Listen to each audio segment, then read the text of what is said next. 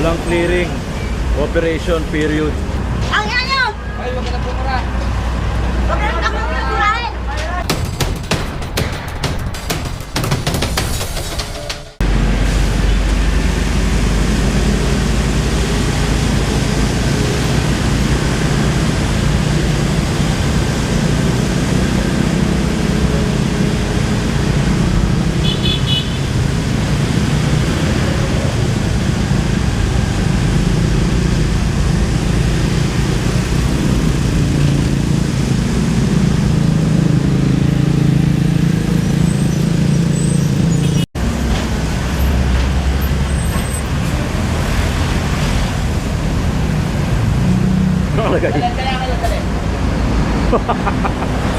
Walang clearing. Operation period. Alright. Wala pala.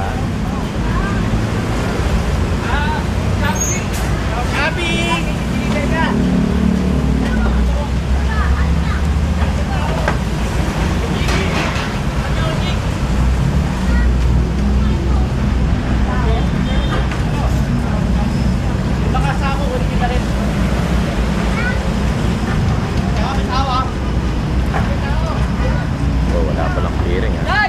Ah, may tao sa loob. Hoy, lo! Kaya mo naman, Say! Ito, sapo! Sapo ka, sa loob ha! Alam po, ano to? Pagkain mo ba to? Ano to, may tutor ka pa? Wah, katunayan ha.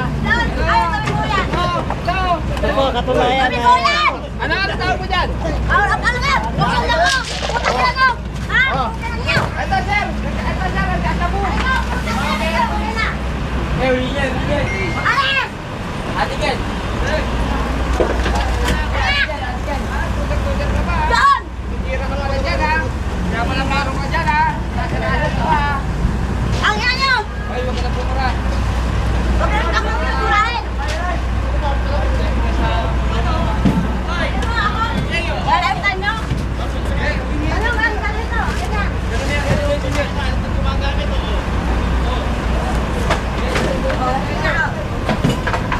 Wala sila!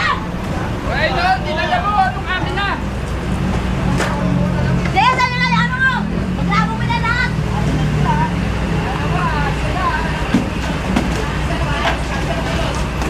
Pwede na lahat!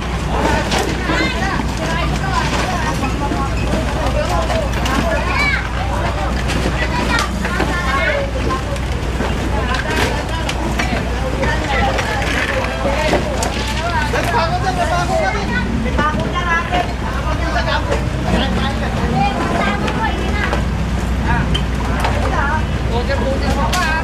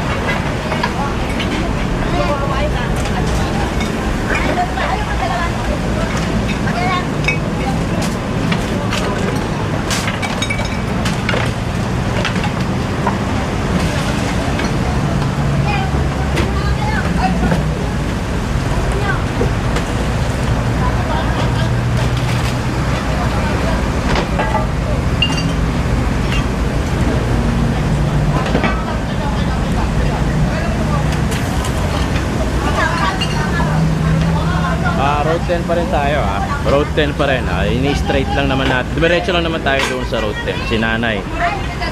Ayun.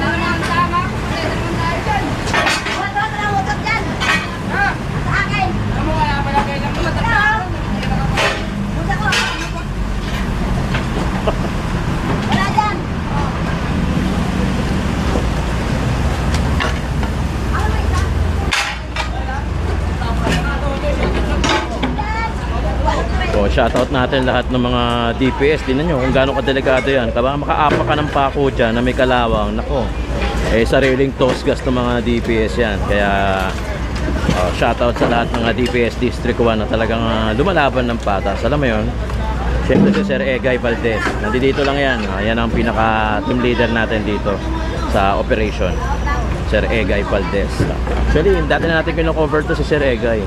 Talaga naman na masipag. Talagang, yun, gaya na sinabi niya kanina, talagang tutulong at tutulong kasi talagang yan naman ang trabaho nila at yan din ang utos ni Yorme Isko Moreno. Diba? Ang paglilinis ng buong kamay nila, especially sa District 1. Dati rin, no? Tuyo na. Hindi, tuyot na. Oo. Huwag mo na yan. Dahil magbata na ako. Ilan taon mo na? Milyon. Hindi nyo positive! Positive! Ay, huwag mo na. Parka lang daw, par. Magkananay, par. Milyon. Milyon. Sarap. Ay. Kaya ka ng adik?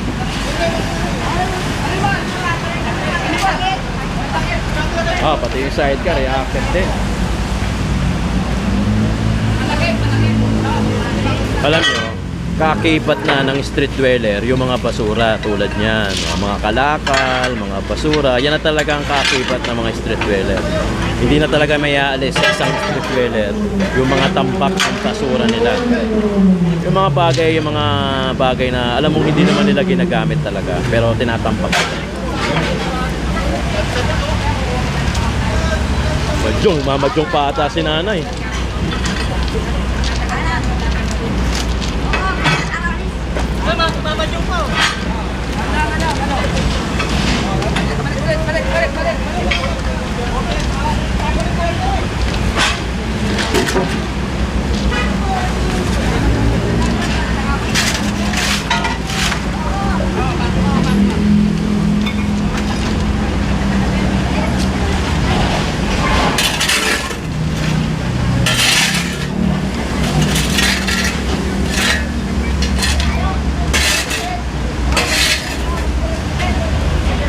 Ang problema, nagre-reklamo itong kabilang establishment dahil hindi naman niya tinatakpak.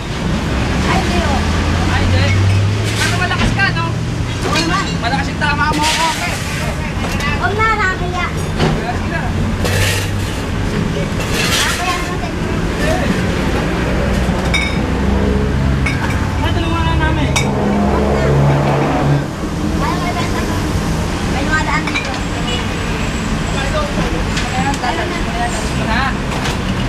Positive eh.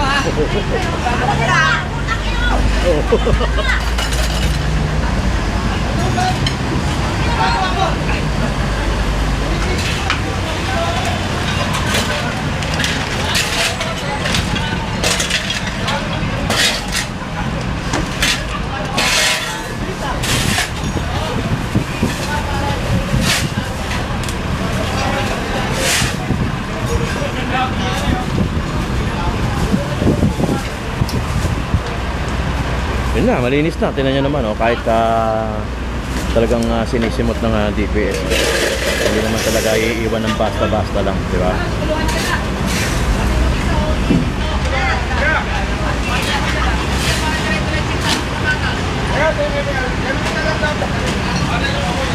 Ilan? Tumigil na, wala na. Tapos na.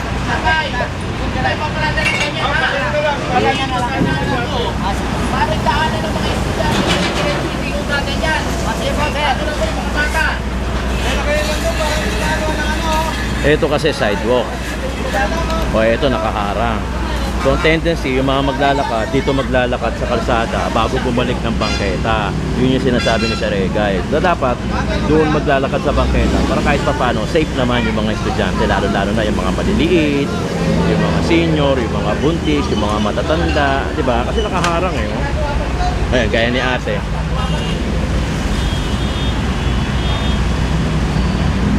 Gaya ni ate, ayun, kung sa kalsada dumadaan, imbis na sa bangketa. Ayun, basta bumalik sa bangketa. Eskwelahan pala to. Okay, eskwelahan pala yun. Tama nga naman si Sir Egay. Dito dapat dumadaan sa bangketa. Papunta dun sa eskwelahan para hindi na sila mamaya mahagip sila ng mga truck dito.